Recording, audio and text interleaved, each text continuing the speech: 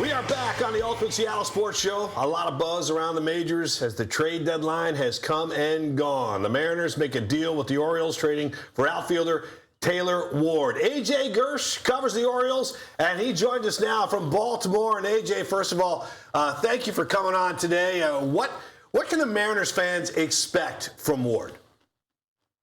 Well, I appreciate you guys having me on. Taylor Ward is a guy who is kind of a unicorn, at least was this year in the Orioles lineup. It was very interesting. The Orioles traded pretty much 1-for-1 in the offseason. Grayson Rodriguez, who was formerly the top pitching prospect in all of baseball, for Taylor Ward. Now, obviously, Rodriguez has had his struggles down in Anaheim with the LA Angels this season, but Taylor Ward has been a guy who has been really, really consistent, especially with the walks. The dude has plate discipline like the Orioles hadn't seen elsewhere in the lineup this year. His on-base percentage nearing 400. Now, the power, he had 35-plus home runs last year. They kind of traded for him expecting for him to be that right-handed pop hitter. That hasn't really shown up so far, just 7 home runs this season. But obviously, you know what he's capable of doing in terms of the power. What has really impressed me so far, at least at the plate for Taylor Ward, has been his ability to take pitches. Sometimes he takes too many pitches, but he walks.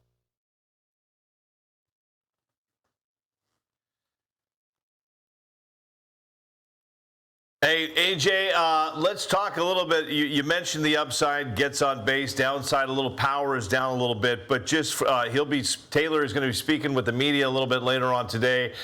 For Mariner fans, it seems like, and I love your thoughts on this, he's going to make this team better. Do you feel that as well? Definitely. I think Taylor Ward can enter any lineup as a starter and make their team better.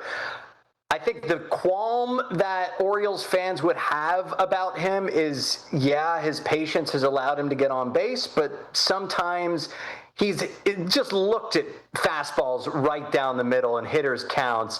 Now, manager Craig Albertaz here in Baltimore has praised him for his ability to look at a strike and a pitch that he doesn't want to be a pitch that he hits.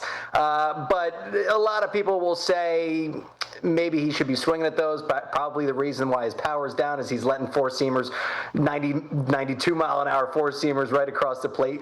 Just look at him. But when you insert him into a team like the Mariners, at the plate especially, with that sort of discipline, with his ability to get on base, he makes anyone better. Like you say, he's been a double machine this year, which is, when a guy who has a history of hitting a lot of home runs has a down year with the home runs, normally their doubles are up.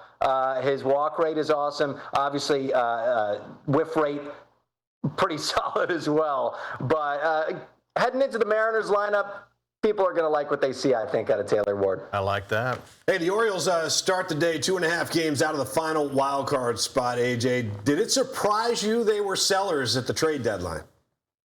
It was really interesting, right? The Orioles general manager, or actually now president of baseball operations, Mike Elias, last week on Friday joined us in the dugout and basically said, we're not going to be buyers or sellers. We're still in this thing. Well, the weekend played out the way that it did for the Orioles, which was a series loss against the Phillies, and very quickly things changed. Orioles fans are kind of shocked that they traded Adley Rutschman in division to the Red Sox, who are obviously the team that they're chasing right above them in the standings as well.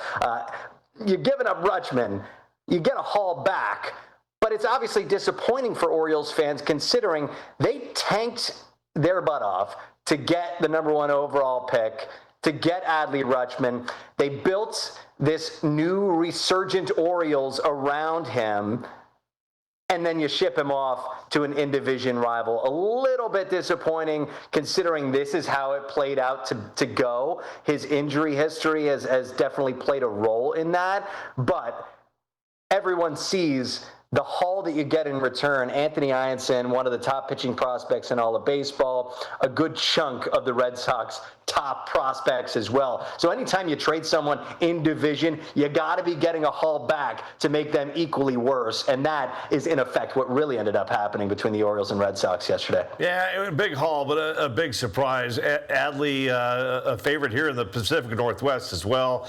Grew up in the Portland area, played at Oregon State. A lot of fans here. Hey, when you look at the standings, Baltimore in that hunt for the wild card. We mentioned that, but the AL East seems to be a three-horse race right now between the Rays, the Yankees, and the Red Sox, who have got hot. Who do you think wins this division?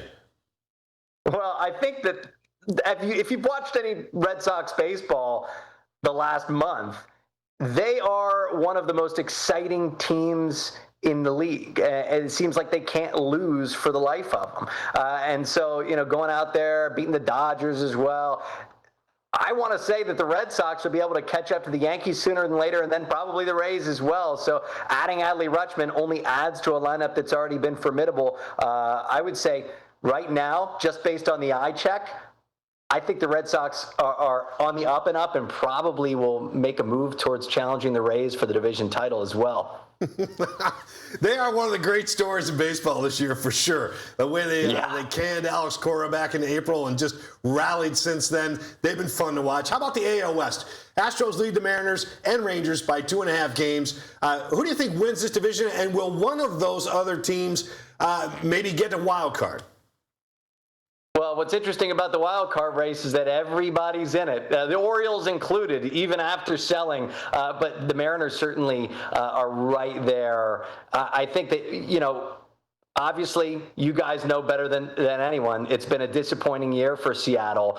But even in a disappointing year, you're still only 3 games under 500, 2 games back of the final wild card spot. And so really, it's anyone's game right now. Houston obviously has the playoff success and the history of the playoff success, but with the Mariners being right there in it, I think, especially in this crowded wild card race, any of those teams, if you just put on a 1 to 2 week stint where you win a few series in a row, maybe a couple sweeps in there, you establish yourself as that third wild card team, and then you're off to the races. Yeah, as we just mentioned in the previous segment, though, AJ, they're just going to have to survive, hold serve in August. They got the Yankees, they've got the Red Sox, the Brewers, the Cubs. It's not going to be easy. Got to have a little fun with you, AJ. We know you worked with our producer, Dusty Baker, back in Abilene, Texas. TV market size 167. I didn't know they went that low. Dusty wants to know if you prefer Baltimore or that first beautiful market of Abilene. Well, let me tell you something. I grew up in Baltimore. I'm from here, born and raised, so it's hard to say no to Baltimore on that question, but anyone who's been to Abilene, Texas will tell you there's a little bit more than tumbleweeds down there and oil fields down there. We got, we had some fun, we made do, but that's what you got to do when you're in television market 167, and all of our TV buddies were entirely grateful to formulate an awesome cohort down there, and Dusty just being one of those who obviously is a major success story being up there in Seattle. Hey, there he is. What's going on, man? No, we have a throwback time. Of course, looking back in Abilene, AJ, it was quite the ride out there, to say the least. Had a lot of great coverage, though, man. Listen, they send you out. I will tell you something about Abilene sports. It is the largest physical television demo. So what I mean by that is pure land mileage. A lot of driving. So we have football teams an hour and 45 minutes away from the station playing 6-man football, 6-on-6. We would drive an hour 40 minutes from the station to that game, get a touchdown from each team, drive back, and then have it in the Friday night highlights later on in the evening. And they live and die with these teams, by the way. So, a lot of days that we spend out there, AJ, and a lot of time in the car as well, man. But I'm very proud of you and what you're doing out there. And of course, we have a little heart for the big country, as they call it. Well, it's made you two better. And AJ, I do have to ask, because when my brother worked in D.C., I would travel back East Coast, and I'd go to a lot of Baltimore games. And they were playing, I thought, John Denver during the 7th inning stretch. So, I mean, John Denver became big with the U.S. men's national soccer team, but that's nothing new for the Birds fans, right? You guys have been doing that for a while, playing John Denver. Absolutely. Thank God I'm a country boy has been a seventh inning stretch staple at Camden Yards my entire life. I want to say it goes back to Memorial Stadium as well prior to. But if you look up, if you go to Camden Yards into an Orioles game, during the seventh inning stretch, everyone's singing, "Thank God I'm a country boy." You look up to the club section, just to the right of the press box, you'll see an orange fiddle hanging on the wall, and that is in honor of an usher who has sadly passed away, but he pretty much made that a staple, dressing up as a country boy, playing the orange fiddle, and he kind of acted as kind of like the guy that everyone rallied around when the Orioles needed it in the seventh inning, which in my lifetime has been a lot. I love it. Good stuff. Yeah, not only some insight on Taylor Ward, but a lot of insight on the Baltimore Orioles, a little tradition back there. AJ, appreciate your time. Thanks for all the Orioles chat, the Mariners chat, and hopefully we'll catch up with you later on. Absolutely. Thanks for having me on, guys. Good luck with Taylor Ward.